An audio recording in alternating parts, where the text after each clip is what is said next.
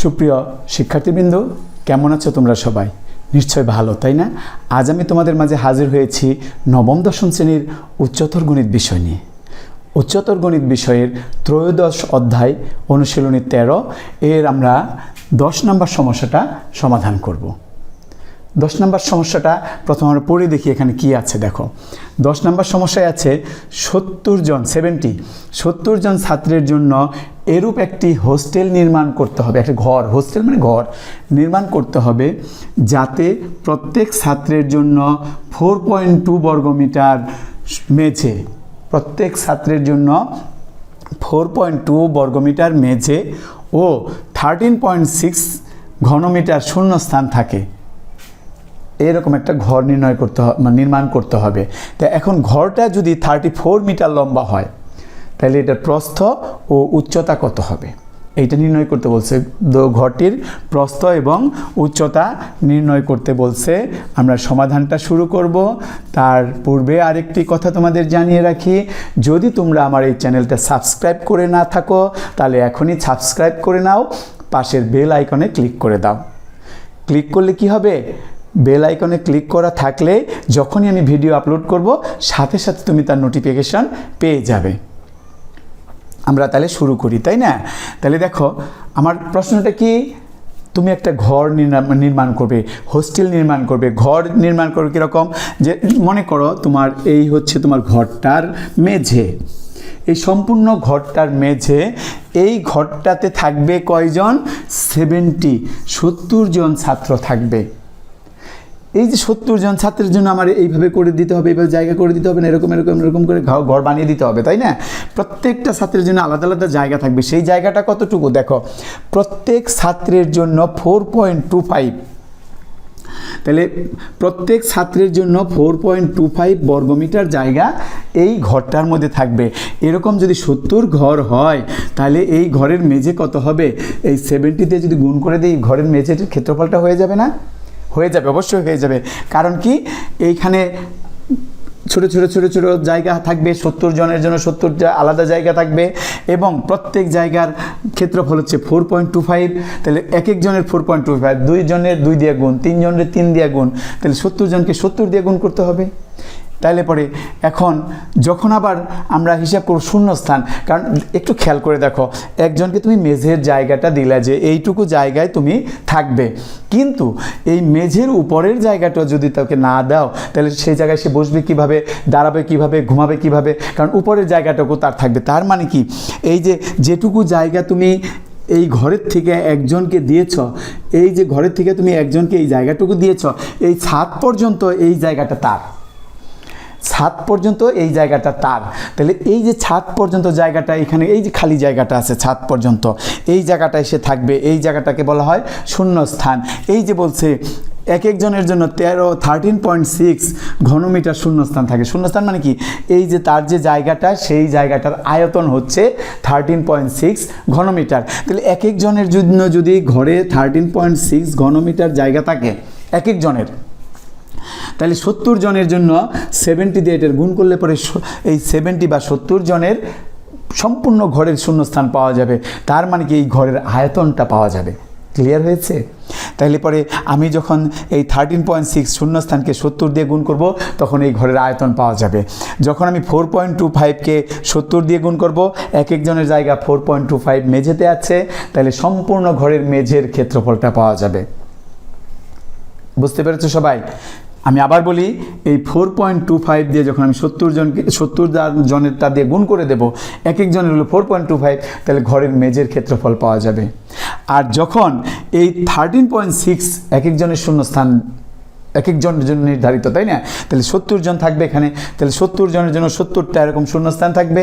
তাহলে 70 দিয়ে যখন এটাকে গুণ করবো তখন সম্পূর্ণ ঘরের আয়তন পাওয়া যাবে। যদি তোমরা এটা বুঝে থাকো তাহলে আমরা ক্যালকুলেশনটা সাজিয়ে ফেলি কিভাবে লিখবো, তাই না? তাহলে এটা মুছে দিলাম। এবার এখন ধরো প্রথমে তোমাকে কী করতে হবে, এই যে ঘরের দৈর্ঘ্য দেওয়া আছে 34 মিটার। তাহলে আমরা তো সাধারণত দৈর্ঘ্যকে এ ধরি, প্রস্থকে বি ধরি, উচ্চতাকে সি ধরি, সাধারণত ধরি, অন্য অক্ষর ধরলেও হবে, কিন্তু আমরা সাধারণত এ বি সি এই তিনটা দ্বারাই দৈর্ঘ্য প্রস্থ উচ্চতা নির্ণয় করি। তাহলে এখানে যেহেতু লম্বা দেওয়া আছে, লম্বাটা মানে কি দৈর্ঘ্য, তাহলে এই যে হোস্টেল, এই হোস্টেলের দৈর্ঘ্য কত হবে? হোস্টেলের দৈর্ঘ্য, এইটাকে আমি ধরে নিলাম, হোস্টেলের দৈর্ঘ্য কত? এ। হোস্টেলের দৈর্ঘ্য হলো এ এবং সেই এটা হচ্ছে 34 মিটার। এটা হলো হোস্টেলের দৈর্ঘ্য। এরপরে হোস্টেলের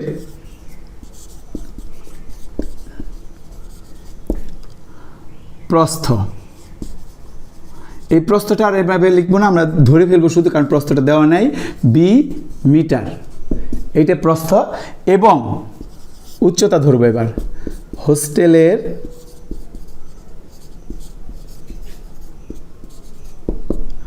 উচ্চতা, এইটাকে ধরবো আমরা সি মিটার। তাহলে আমরা দৈর্ঘ্য, প্রস্থ এবং উচ্চতা তিনটা পেয়ে গেলাম। দৈর্ঘ্য হলো এ মিটার, প্রস্থ বি মিটার, উচ্চতা সি মিটার। তাহলে এই দৈর্ঘ্য আবার 34 মিটার এখানে বলা আছে, তাই তো? এখন খেয়াল করে দেখো, ওই যে একটু আগে বললাম যে এই যে 4.25 বর্গমিটার যে এক একজনের জায়গা আছে, সেটাকে 70 দ্বারা গুণ করলে ঘরের মেঝের ক্ষেত্রফল হবে। কোন মেঝের ক্ষেত্রফল হবে? যে মেঝের দৈর্ঘ্য হচ্ছে এ মিটার, প্রস্থ হচ্ছে বি মিটার। তাহলে দৈর্ঘ্য এবং প্রস্থ গুণ করলে তো ক্ষেত্রফল হয়। তাহলে এই ঘরের ক্ষেত্রফল কী হবে? এ বি বর্গমিটার। আর এইখানে বলতেছে 4.25কে 70 দ্বারা গুণ করলে যা হয় সেইটা। তাহলে তখন আমরা লিখব কি? প্রথম শর্ত মতে লিখে দেব, প্রথম শর্ত মতে এ বি সমান 4.25 গুণ 70। তাহলে এই যে এটা হলো সম্পূর্ণ ঘরের মেঝের ক্ষেত্রফল, এইটাও সম্পূর্ণ ঘরের মেঝের ক্ষেত্রফল। এখন আমরা এখানে যেটা করতে পারি, এর মানটা বসিয়ে দিতে পারি। এই যে 34 আছে, এর মান 34 বি। এখন এটা থেকে তুমি গুণ করে দাও, এই 70 দিয়ে এটাকে গুণ করে দাও, তুমি ক্যালকুলেটর ব্যবহার করো। ক্যালকুলেটর ব্যবহার করলে পরে কত হয়? তাহলে ক্যালকুলেটর ব্যবহার করে দেখা গেল এখানে 297.5 হয়। ঠিক আছে, তুমি ক্যালকুলেটরে করে নিতে পারো, অসুবিধা নেই। এরপরে আমরা এখান থেকে বি এর মানটা বের করব। বি এর মান এই 297.5, এটাকে তুমি 34 দ্বারা ভাগ করে দাও। ভাগ করে ফেলো ক্যালকুলেটর দিয়ে। ভাগ করলে দেখো, তুমি প্রথমে 297.5 লিখবা, তার ভাগ চিহ্ন দিয়ে 3 এবং 4 লিখে ইকুয়াল টু দিলেই হবে।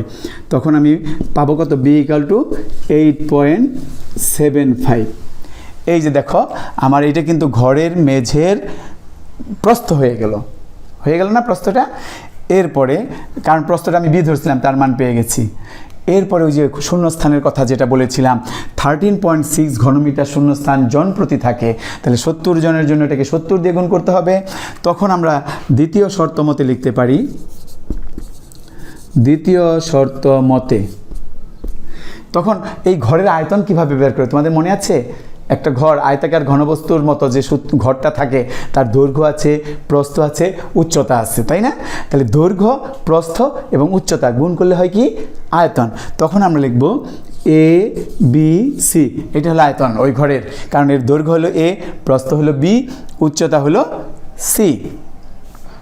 তাহলে পরে আমরা যেটা করব, দেখো ওই যে 13.6 ঘনমিটার শূন্যস্থান আছে জন প্রতি, কয়জন আছে? 70। তাহলে এইটা সমান হবে 13.6 ইন্টু 70। এইটাও হলো এই ঘরটার আয়তন। এবিসি এইটাও এই ঘরটার আয়তন। ক্লিয়ার? এবার আমি এখানে মান বসিয়ে দেব। মান বসিয়ে দেখো কি হয়। এই এর মান হচ্ছে কত? 34 গুণ বি এর মান কত হচ্ছে? বি এর মান হচ্ছে এই যে পেয়েছি এখন 8.75 আর এখানে সি একটা আছে, এই যে সি, এ বি এবং সি। আর এইদিকে তুমি এটা গুণ করে দাও, ক্যালকুলেটর ব্যবহার করো, তাইলেই গুণ হয়ে যাবে। কত হলো গুণ করে? তাহলে এটা গুণ করে হলো 952। এরপরে আমাকে এই দুইটা গুণ করতে হবে। আমি ওই পাশে লিখি, একটু সুবিধা হবে নি, জায়গা যেহেতু আছে এখানে, তোমরা নিচে লিখো তাহলেই হবে। তাহলে দেখো 34 এবং 8.75 এইটা গুণ করতে হবে। এইটা গুণ করলে দেখো এই যে 297.5 রে 34 দিয়ে ভাগ করে 8.75 হয়েছিল, যেটা এবির মান 34 এবং 8.75, এই যে এবির মান ছিল, এটা গুণ করে 297.5, তার মানে এই দুইটা গুণ করলে 297.5 এটাই হবে। এই দুইটা গুণ করলে, কারণ এটা 34 দিয়ে ভাগ করে এটা হয়েছিল, তাহলে এই দুইটা গুণ করে এটা হবে। তাহলে লিখে ফেললাম ওটা, সাথে সি আছে, ইকুয়াল টু আছে কত 952। এখন তুমি কি করবে, এখন করবে হলো সি ইকুয়াল টু 952, এই যে এটা 297.5 নিচে চলে যাবে। তাহলে এটা এখন ভাগ করে দাও, সি সমান পেয়ে যাবে। কীভাবে ভাগ করবে, ক্যালকুলেটরে লেখো 952, ভাগ চিহ্ন দিয়ে লেখো 297.5, ইকুয়াল টু দাও, হয়ে গেল। দেখো কত হয়েছে 3.2। তাহলে দেখো আমরা বি পেয়ে গেলাম, সি পেয়ে গেলাম। বি কত আছে প্রস্থ, সি কি আছে উচ্চতা। তাহলে আমরা লিখতে পারি অতএব প্রস্থ কত হয়েছে বি 8.75 মিটার এবং উচ্চতা কত 3.2 মিটার। এই যে দুইটা মান আমরা পেয়ে গেলাম, আমাদের সমস্যার সমাধান কিন্তু শেষ হয়ে গেছে। তাহলে তোমরা তুলে নাও। তাহলে আজকে এই পর্যন্তই, পরবর্তী ক্লাসে আবার দেখা হবে। আমার ভিডিওটা এত ধৈর্য সহকারে দেখার জন্য তোমাদের সবাইকে ধন্যবাদ।